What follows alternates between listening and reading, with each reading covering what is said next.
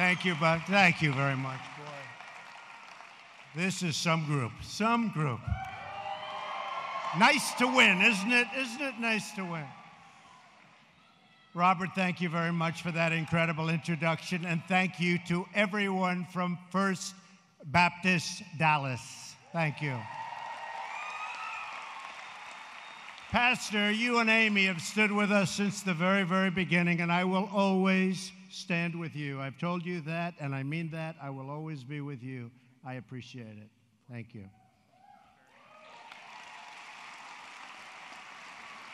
And I'm honored to join you at the first ever 4th of July Freedom Rally taking place here at the Kennedy Center as we pay tribute to those who have proudly served our nation in uniform. Thank you very much.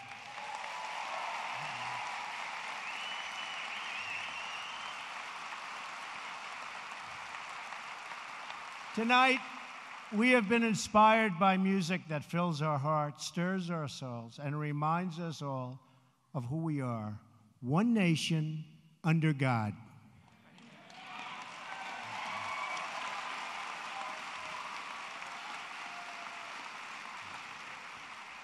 To First Baptist Music Director Doran Bugg, and to every musician and member of the choir who has performed with such incredible grace and skill. And I heard them backstage. I said, let me out there. That is the most beautiful music.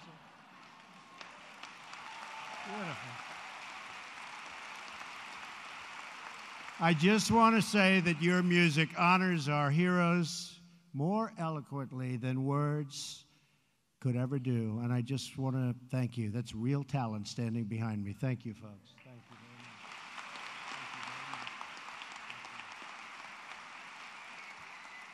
And let me say to the hundreds of veterans with us tonight that for my very first Independence Day celebration as president, there is no place I'd rather be than with you. I'll tell you that.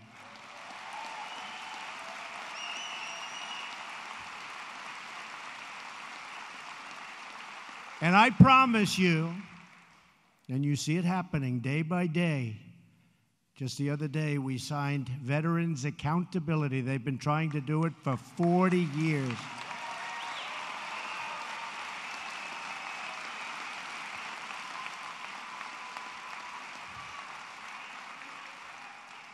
For 40 years, they've been trying. You couldn't fire somebody if they were horrible, doing a terrible job for the veterans. Robbing, stealing, hurting people, you couldn't do anything. It's called the Veterans Accountability Act. And now you can say, you're fired.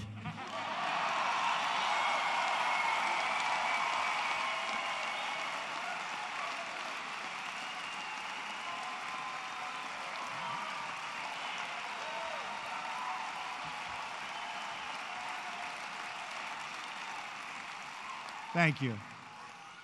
And I promise you that we will always take care of our great veterans, always. Right, Louis? You better believe it. And Paula's up there. Paula White has been so helpful. Thank you. I love you too, actually. You've shed your blood, you've poured your love, and you've bared your soul in defense of our country, our people, and our great American flag.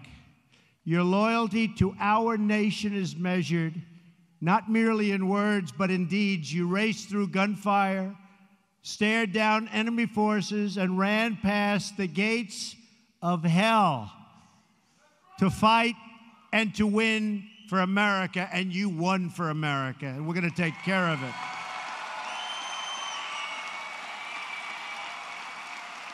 Thank you. Thank you. The story of America's men and women in uniform is the story of freedom and overcoming oppression, the strong protecting the weak, and the good defeating evil. There's a lot of evil out there, I want to tell you. There's a lot of evil. I was left a mess, the fact is, but we're cleaning it up. You watch, cleaning it up. Cleaning it up. We are awed by your service and your sacrifice. And so to the veterans here tonight, of which there are many, will you please stand right now? Please stand. Thank you.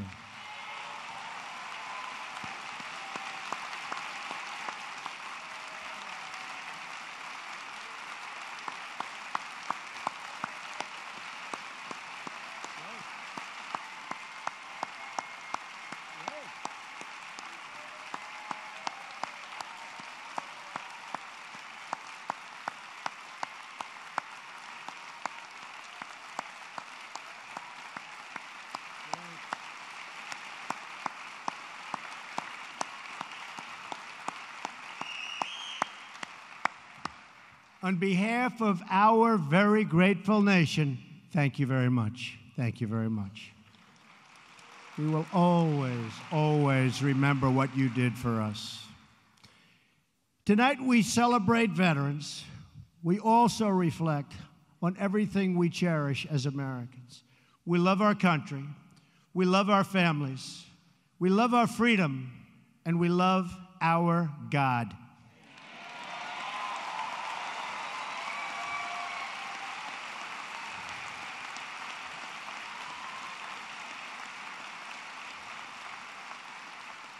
Since the signing of the Declaration of Independence 241 years ago, America always affirmed that liberty comes from our Creator. Our rights are given to us by God, and no earthly force can ever take those rights away.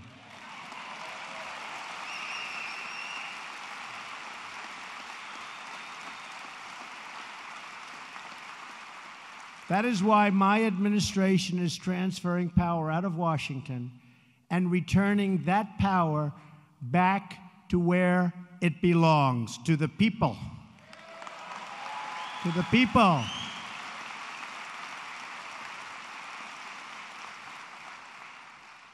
The fake media is trying to silence us, but we will not let them, because the people know the truth.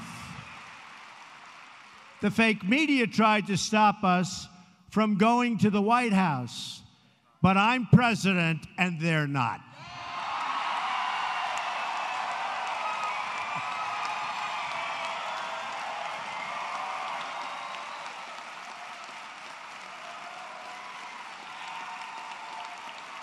Thank you.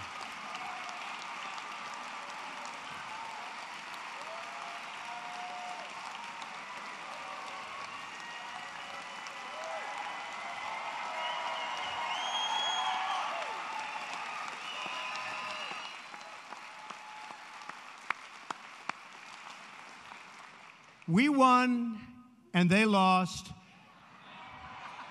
The fact is, the press has destroyed themselves because they went too far.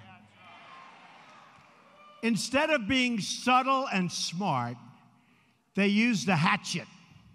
And the people saw it right from the beginning. The dishonest media will never keep us from accomplishing our objectives on behalf of our great American people. Will never happen. Their agenda is not your agenda. You've been saying it. I will never stop fighting for you. I am delivering on trade, on the economy, on the Supreme Court, on the Second Amendment, on our military, for our veterans, and on our borders, where we are doing record stoppage.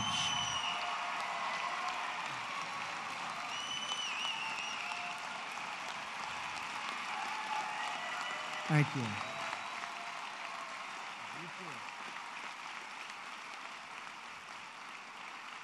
And we are supporting our incredible police and law enforcement.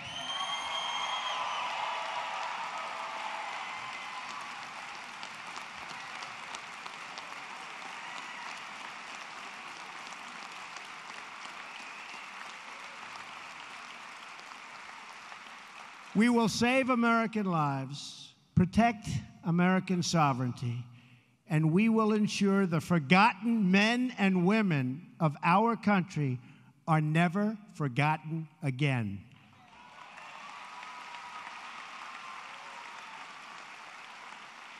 For too long, politicians have tried, oh, have they tried, to centralize authority among the hands of a small few in our nation's capital. I see them all the time. Bureaucrats think they can run over your lives, overrule your values, meddle in your faith, and tell you how to live, what to say, and where to pray. But we know that parents, not bureaucrats, know best how to raise their children and create a thriving society.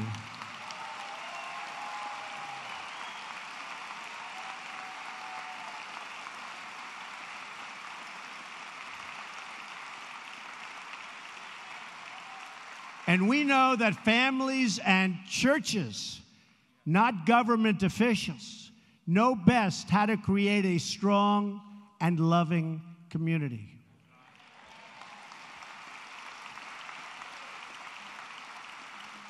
And above all else, we know this.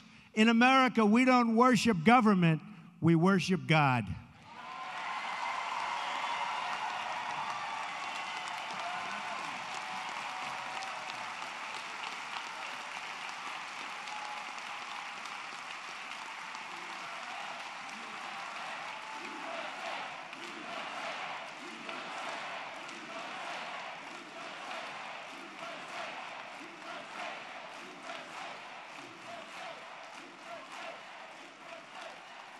Our religious liberty is enshrined in the very First Amendment in the Bill of Rights.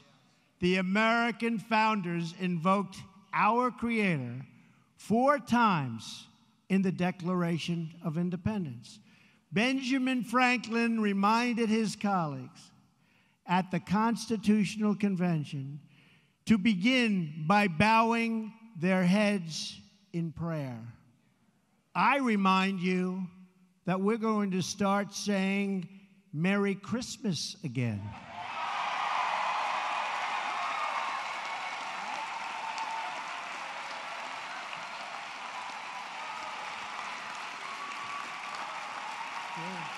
True.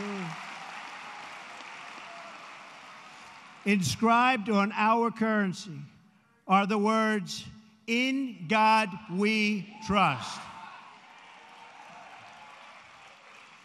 But not only has God bestowed on us the gift of freedom, He's also given us the gift of heroes willing to give their lives to defend that freedom. You just stood. In every struggle against evil throughout our history, as America's service members have huddled around campfires and sought refuge in foxholes, they've called on their Creator for support. In World War II, when General George Patton, that was a real general. We got some Pattons today, too. I found them. Mad Dog Mattis, right?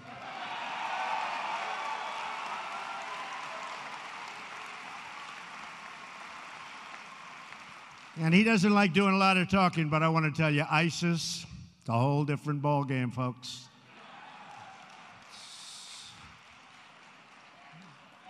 They're going fast. But when Patton ran into a problem that he couldn't solve, he knew what to do. He prayed. Frustrated by rains that were stalling the advance of his Third Army across Europe in early December 1944, horrible weather, Patton asked an Army chaplain to come up with a good prayer for the weather.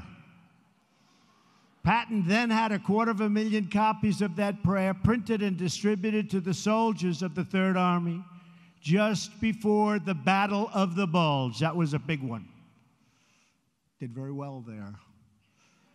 500,000 American soldiers fought that pivotal battle of the Second World War. One of those soldiers is here with us tonight. His name is Harry F. Miller. Where's Harry? Where's Harry? Harry, stand up, Harry.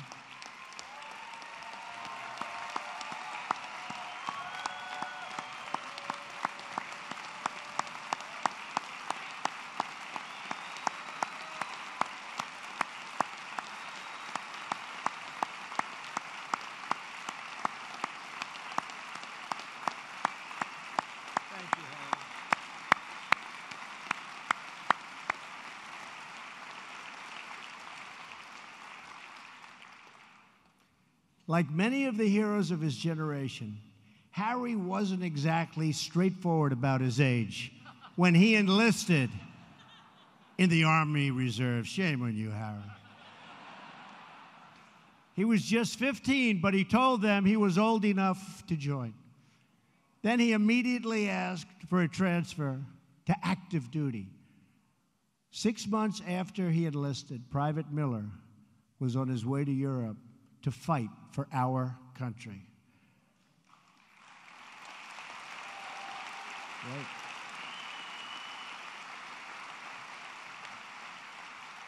A couple of months after that, he was in the freezing cold. How cold was it, Harry? Cold. He said really cold. And driving range of Belgium with the 740th Tank Battalion attached to the 82nd Airborne. As the Battle of the Bulge began, Harry got his orders to go find tanks at a weapons storage facility. When he arrived, he says, he and his friends found nothing but tanks. They were all over the place, right? Nothing but tanks. But they didn't let the tanks stop them. Out of what spare parts they could find, and through sheer grit and resolve, they somehow managed to repair 3 of those tanks and get them all set for action and ready to fight. And before long, those 3 tanks were nose to nose with the lead elements of a German SS Panzer division, and that was tough stuff. In a short time, those tanks had knocked out the first 3 tanks of the enemy, and the entire German division retreated. They left. Good. That's good, Harry. That's good, Harry.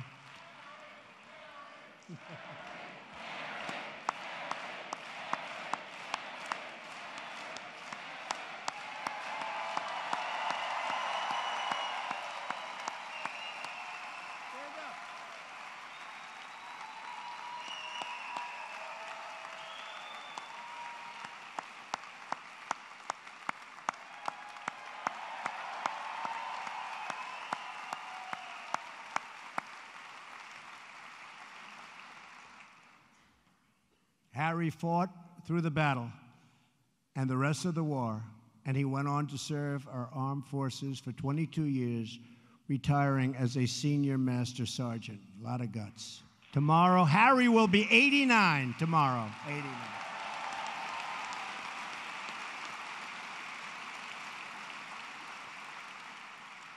So on behalf of this very large group in this beautiful building, Senior Master Sergeant Miller, happy birthday. Thank you for your lifetime of service, and thank you for helping out. Thank you very much, Aaron.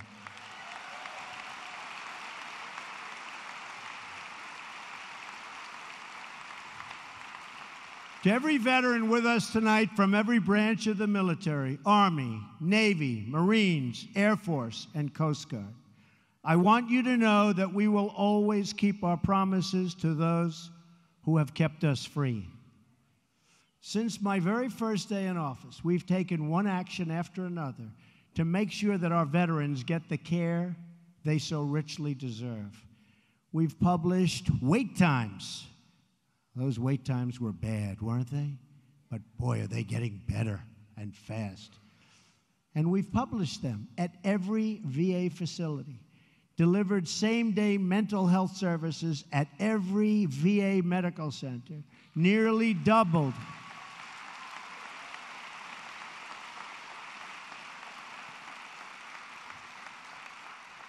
the number of veterans given approvals to see the doctor of their choice.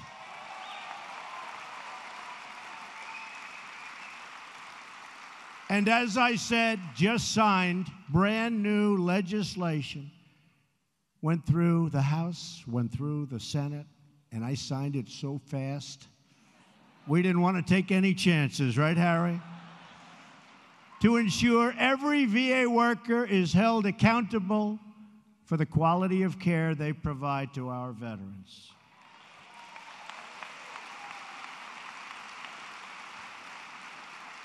Tonight, we are deeply honored to be joined by a number of wounded warriors from Walter Reed. I was over there recently. These are incredible people. The enthusiasm and the spirit, and some of them were hurt really badly. They've got so much spirit, and they love this country so much. These American heroes risked everything so that you and I can live in freedom. They gave all they had, everything, for their comrades, their country, and for victory. They like winning. We like winning again, don't we?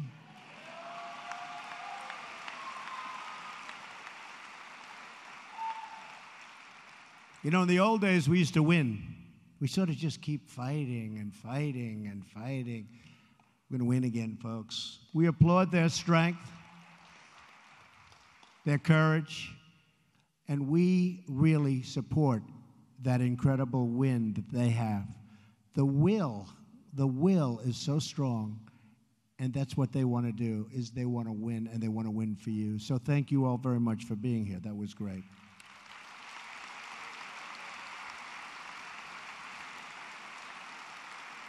One such hero is Captain Luis Avila. Where is he? Luis. Luis. Oh, we love you, Luis. Luis, wow.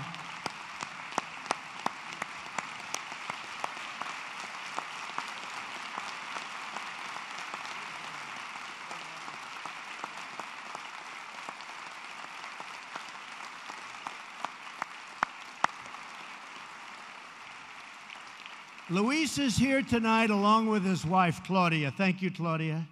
Thank you, darling. Thank you. Thank you. Luis served in the Army for 16 years. He held many different positions on 5 combat tours, and he was always a leader, and everybody always said, I did some checking on you, Luis, that you did a great job no matter where you were, no matter where you went.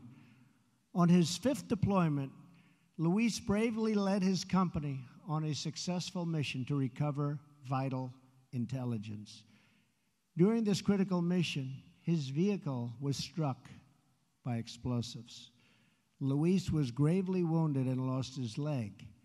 He received a Purple Heart for his service and sacrifice. To Luis and Claudia, we will never forget the courageous sacrifice that you made for all of us in this room tonight and for everyone in our country. Thank you. Thank you, Luis.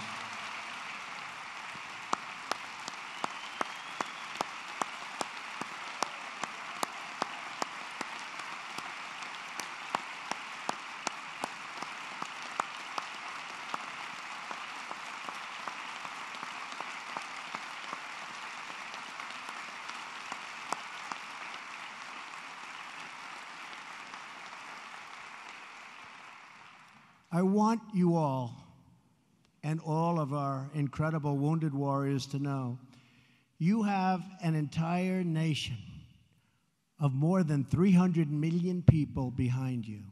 And our nation's getting strong again. Do you notice? Getting strong again.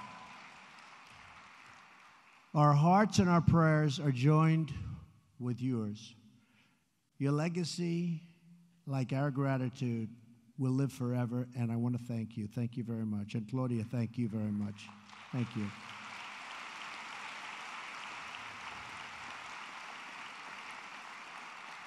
I also want to speak to all of the people, see, you thought I forgot, in our faith community who are here with us tonight, veterans and non-veterans alike.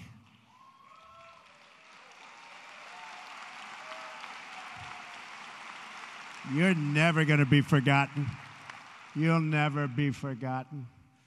My administration will always support and defend your religious liberty.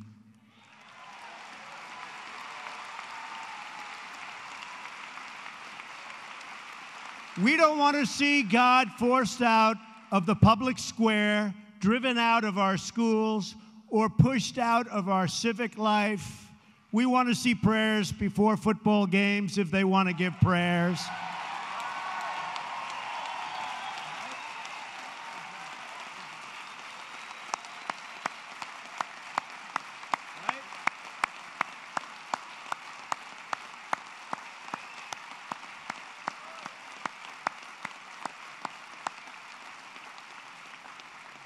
We want all children to have the opportunity to know the blessings of God.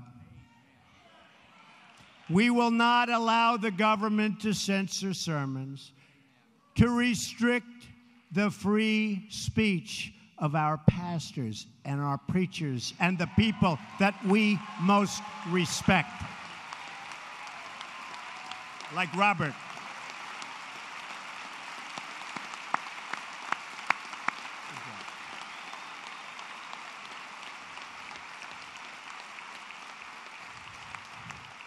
That is why, just as I promised Pastor Jeffress and other faith leaders, I just signed an executive order following, and this is something that makes me very happy and very proud, following through on my campaign pledge to stop the Johnson Amendment from interfering with your First Amendment rights.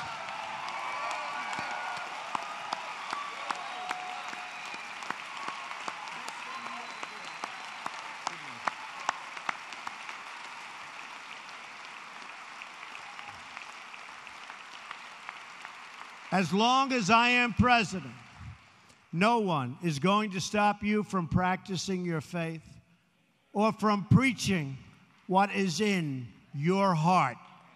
We want to hear him. One of the most grave and dire threats to religious freedom in the world today is the threat of terrorism. And specifically, it just seems it's called radical Islamic terrorism. And we cannot allow this terrorism and extremism to spread in our country or to find sanctuary on our shores or in our cities.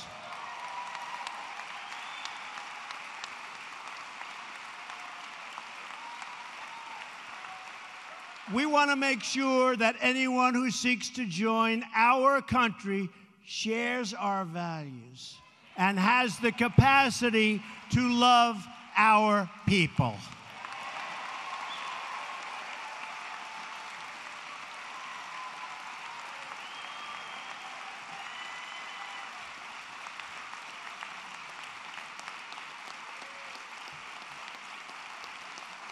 Thank you. Together, we will protect our families, our nations, and our borders. And yes, by the way, for those that are curious, we will build the wall, okay? Because we understand that a country is more than just its geography. A nation is the sum of its citizens, their hopes, their dreams, their aspirations. America is a land rich with history, traditions, and values. And as we have seen tonight, what a group this is tonight, America is also a land rich with heroes.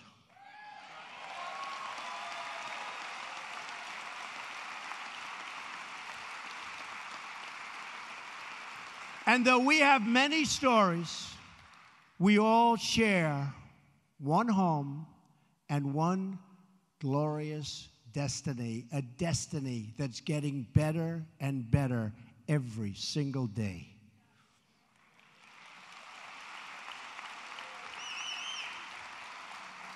And whether we are black or brown or white, and you've heard me say this before, we all bleed the same red blood.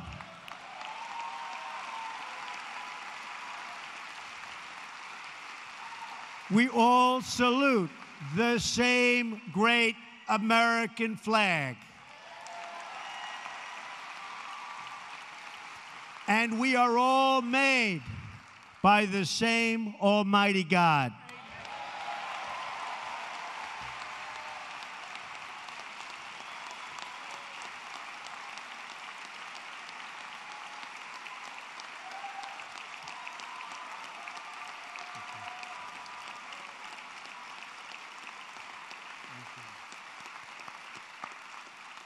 We face many challenges.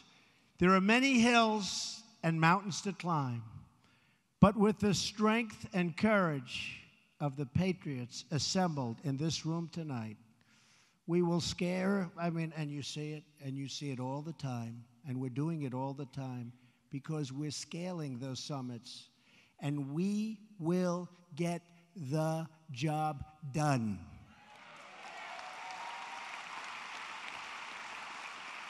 We will all prove worthy of this very important moment in history, and we will prove worthy of the sacrifice that our brave veterans have made.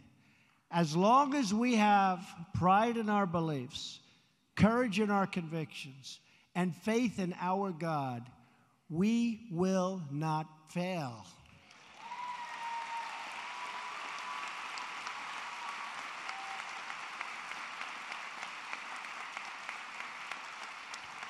As long as our country remains true to its values, loyal to its heroes, and devoted to its Creator, then our best days are yet to come, because we will make America great again.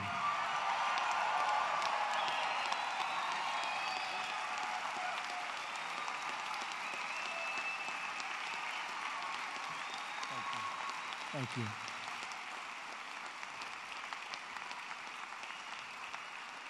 To my friend, Pastor Jeffers, and to Paula, and to Louie, and to Harry, and to Luis, and to everybody in this room and everybody in this country, thank you for your great support.